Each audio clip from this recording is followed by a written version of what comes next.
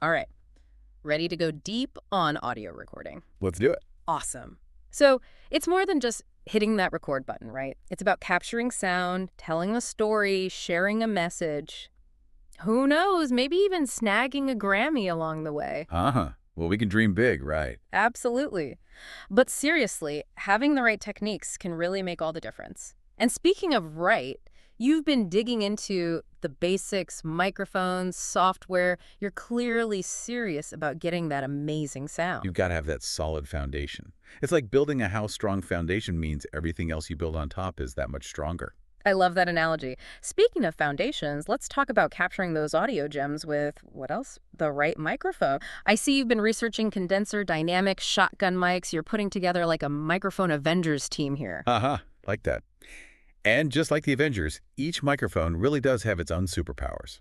So let's start with the condenser microphone.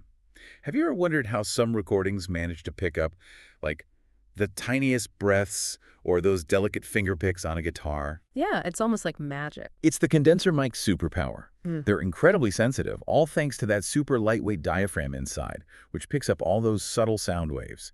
It's the go-to choice for things like studio vocals, acoustic instruments, anything where that crisp, detailed sound is key. Okay, so the condenser mic is like that friend who notices every little detail, every little sound. But then we've got the dynamic microphone, which is, what, a bit more rugged, less sensitive. Yeah, exactly. If the condenser mic is the detail-oriented friend, the dynamic microphone is the one you want at a rock concert.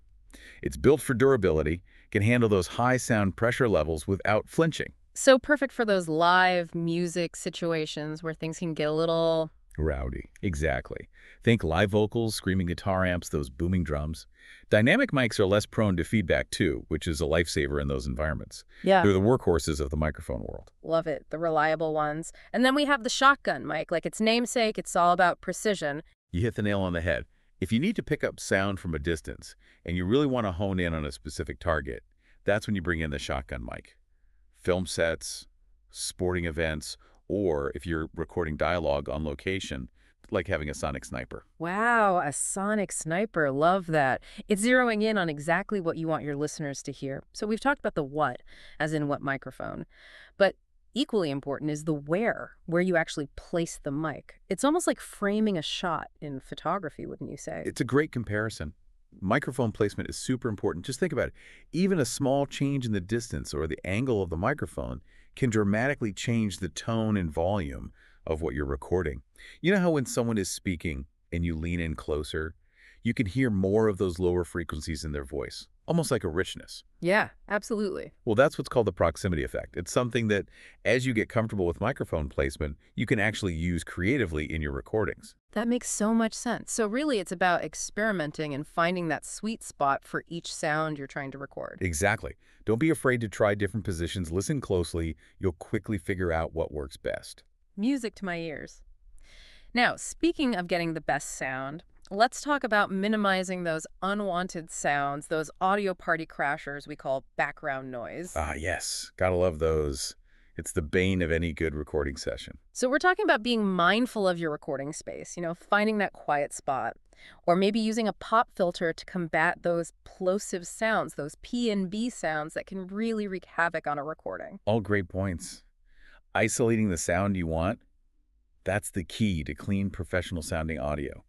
Minimize those distractions, and you're already steps ahead. Absolutely. It's like creating an audio sanctuary. All right, so we've got our microphone set up, we've found our quiet space. What about the behind-the-scenes heroes of the recording process, the audio interface, and the recording software? Ah, the unsung heroes, for sure.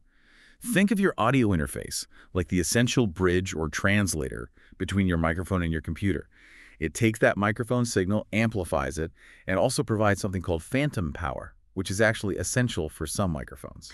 Phantom power. Sounds a little spooky, but I'm guessing it's not that scary in reality. Not at all. It's just a special type of power that certain microphones, like condenser mics, need to function. It's what allows them to be so sensitive in the first place. Mm-hmm. So your interface, make sure everything is connected and powered up correctly. No ghost hunting required. Uh-huh. Good to know. So the signal is flowing, and that takes us to our digital recording studio, which is our recording software. You mentioned a few earlier: Audacity, Adobe Audition, GarageBand. Yeah, and it really is like choosing which studio you want to work in. Each one has its own vibe. Audacity, for example, is a fantastic option, especially when you're just starting out. It's free, user-friendly, and has everything you need to get those recordings rolling. And then there's Adobe Audition. That's like stepping into a professional-grade studio. It's got all the bells and whistles, more advanced features, and gives you a lot more control over your audio. And for our Mac users out there, GarageBand is a fantastic built-in option. User-friendly, but surprisingly powerful. It's a great way to jump into the world of recording.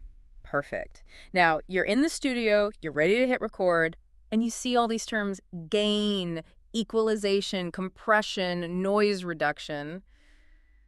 I'll admit, the first time I saw all of that, I thought I'd stumbled onto the set of a sci-fi movie. Uh-huh. It can definitely seem overwhelming, but trust me, once you get the hang of it, they're like your audio editing superpowers. Oh, I like the sound of that. So let's start with gain. Gain is all about finding that perfect volume level for your recording. Too quiet, you have to crank it up later, which can bring up unwanted noise. Too loud, and you risk something called clipping, which is basically distortion. It's like finding that Goldilocks zone, not too loud, not too quiet, just right. It's just right, yeah.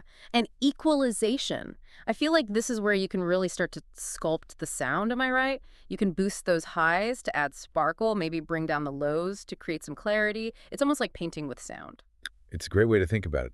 Every sound has its own frequencies, its own tonal makeup, and with equalization, you're essentially fine-tuning each element so that it sits perfectly in the mix. Kind of like how you'd adjust the bass and treble on a stereo to get that perfect sound for you. And compression, which, confession, is one of my favorite effects. It's like it smooths out all those peaks and valleys, making sure the audio is nice and even. It's so satisfying. Uh-huh. I get it. It's especially helpful with vocals or instruments that have a really wide dynamic range. Imagine a singer, right? Sometimes they're belting it out, sometimes they're whispering. Compression helps even out those volume differences so the listener isn't blasted out of their seats 1 minute and then struggling to hear the next. Exactly. It just creates a smoother, more enjoyable listening experience. And finally, noise reduction. Because, let's face it, sometimes those pesky unwanted sounds sneak their way into even the most carefully planned recordings. It happens. But that's where noise reduction tools come in. Whether it's a persistent hum, a hiss, or just some unwanted background noise, you can use these tools to minimize them, giving your recording that final polish. So with all of these tools and techniques at our disposal, what would you say is the best way to really learn and improve our audio recording skills? Honestly, just dive in. Experiment. Don't be afraid to make mistakes. Try new things. The more you play around with the equipment, the software, the more you'll discover your own unique style and sound. It's a journey, and every project is a chance to learn and grow. That's awesome advice. So listeners, we've explored the essentials, from choosing the right microphone to harnessing those audio editing superpowers. What will you create? What's next on your audio recording journey? I can't wait to hear it.